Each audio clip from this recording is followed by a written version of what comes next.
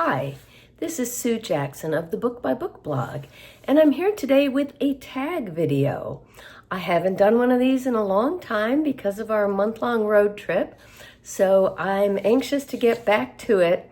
Now, I have a long backlog of book tags that I need to do, but I chose a more recent one that I was just tagged in, and I'll explain why in a moment.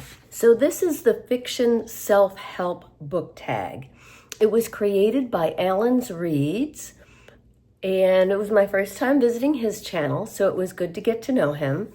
And I was tagged by Linda at Lilybug's Library, and that is why this tag moved to the top of my list, because Linda is one of my most frequent commenters.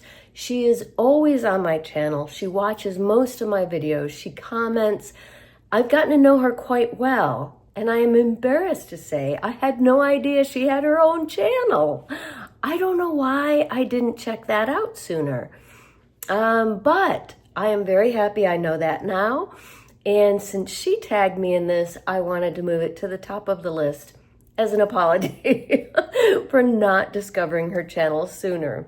So this is a really fun and very unique tag.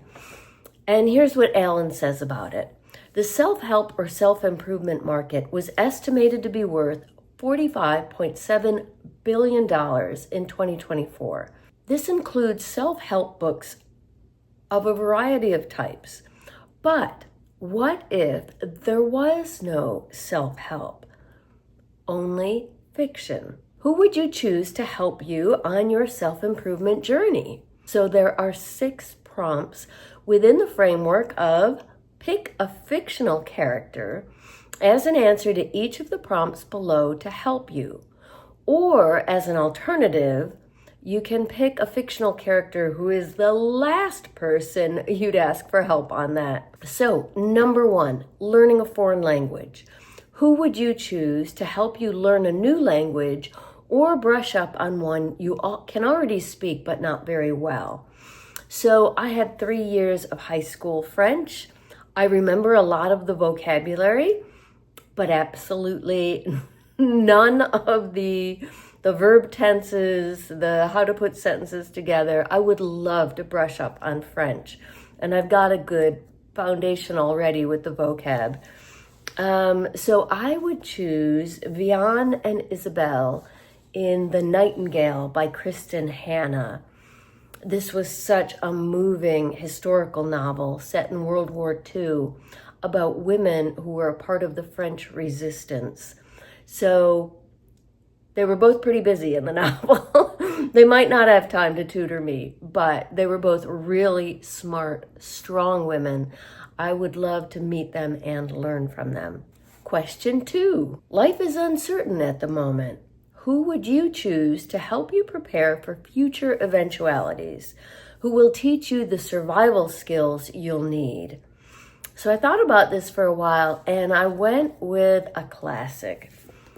John from The Call of the Wild by Jack London.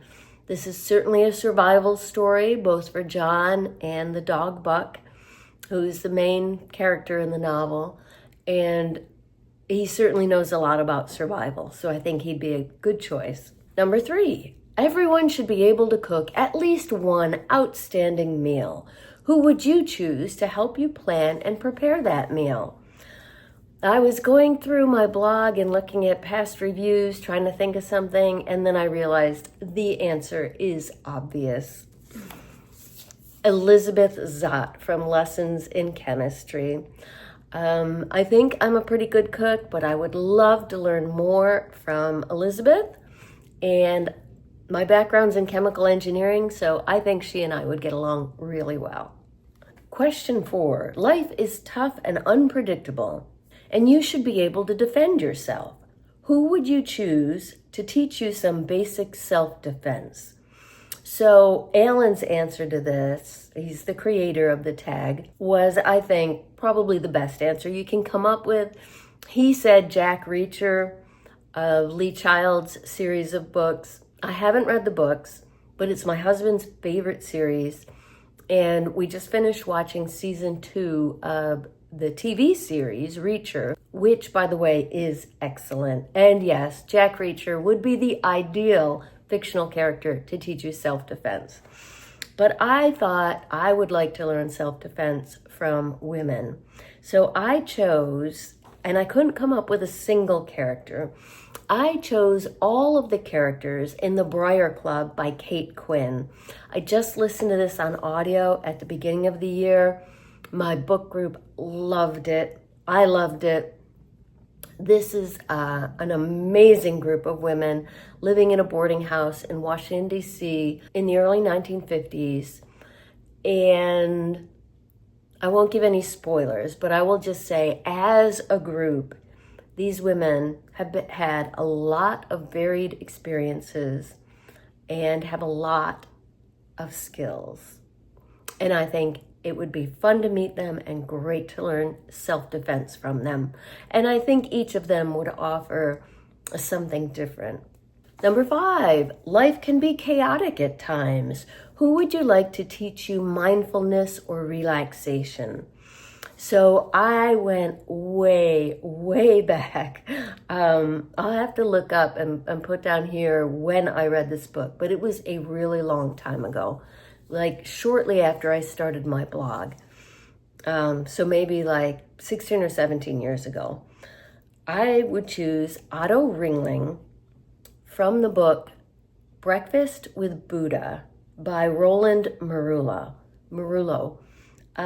This is also a road trip novel. I just got back from a big road trip myself. I would love to trade road trip tips with Otto. But also, he took this long road trip from the East Coast to North Dakota with a Buddhist monk as his passenger. And so he learned a lot along the way. So I would love to get a lesson in mindfulness and relaxation from either Otto or directly from his passenger, whose name I don't remember right now. Fabulous book. And I've seen in bookstores that he's written a whole series of these, so I would like to read more of them. Finally, question 6, free choice. What else would you like to learn to do, and which fictional character is going to teach you how?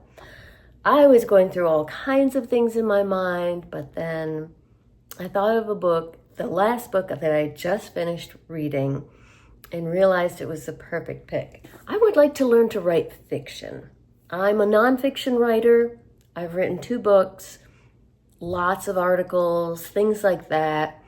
That comes easily to me. The translating real life experience into words. Novel writers seem like magicians to me. It's like magic. I don't know how they do it. I would love to learn to write fiction, and I think the main character in this novel would be the perfect choice, Anna Williams Bonner. I can't tell you much about Anna or about this book because it is a sequel, and telling you anything about it would give away the plot of the first book, which is called The Plot. They are both fabulous thrillers about the publishing industry. And in this one, all I will say is that Anna sits down to write a novel and very easily cranks it out. She's had no training, no education in this topic, no experience in writing at all. And she just sits down and very easily cranks out a novel. Again, no spoilers, but yeah, I would like to learn how she does it. And last but not least, number 7, let's all learn together. Tag some fellow booktubers to take part. So what I very often do when I tag people is I dig kind of back into my following list, see what channels I haven't visited in a while, or channels with lower numbers of subscribers that I think could use a boost. I'm doing something different this time since I just got back from this long trip, and I've been off of BookTube for a month. I chose some of my favorite channels because I want an excuse to go and visit them and let them know they've been tagged. So I am tagging Daniela at Uncommon Reader. And also, she's tagged me several times recently, which I really appreciate. Michelle Lynn Reads. Haven't seen any of her videos in over a month, so I'm anxious to visit. Melinda at A Web of Stories. Ditto, Melinda and I are old friends from the blogging world. She tags me a lot, and I feel like I should repay the favor. And Lori of Books, Ink, and Paper, who I actually got to meet in person on this recent road trip. Oh, and I'm going to add a fifth, Kat of Kat's Novel Adventures, because I also met Kat on this road trip. So those are the people I'm tagging. But if you haven't been tagged and this sounds interesting to you, and it is a fun, unique tag, please feel free to join in the fun. You can also just let me know in the comments down below, what fictional character would you like to teach you what skill or knowledge?